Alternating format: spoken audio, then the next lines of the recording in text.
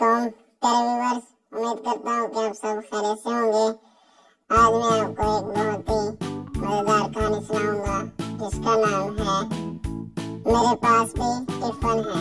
हमारी काम करने वाली अपनी छोटी सी बेटी को स्कूल से वापस अपने साथ घर लेके आई तो मैंने देखा कि उसके हाथ में हमारी बेटी का वो टिफिन था जो हमने एक कोना टूट जाने की वजह से फेंक दिया था।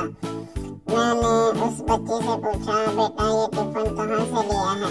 तो उस बच्ची ने बड़े फख्र से कहा, मेरी अम्मी ने लेकर दिया है। मैंने पूछा, इसमें क्या लेकर जाती हो स्कूल?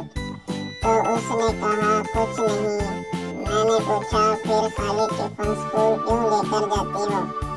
उस बच्ची ने कहा, जब ब्रेक में मेरी सब सहेलियां अपने अपने टिफिन निकाल कर खाना खाती हैं तो मुझसे पूछती हैं, तुम्हारे पास टिफिन ही नहीं है? तो मैं उनको अपना टिफिन दिखाकर कहती हूँ, मेरे पास भी टिफिन है। उम्मीद करता हूँ कि आपको ये मेरी कहानी जरूर अच्छी लगी होगी। अगर अच्छी लगी है तो मेरे चैनल को सब्सक्राइब करें, मेरी वीडियो को ज़्यादा से ज़्यादा शेयर करें। तब तक मुझे दीजिए इजाज़त। अल्लाह हाफ़िज़।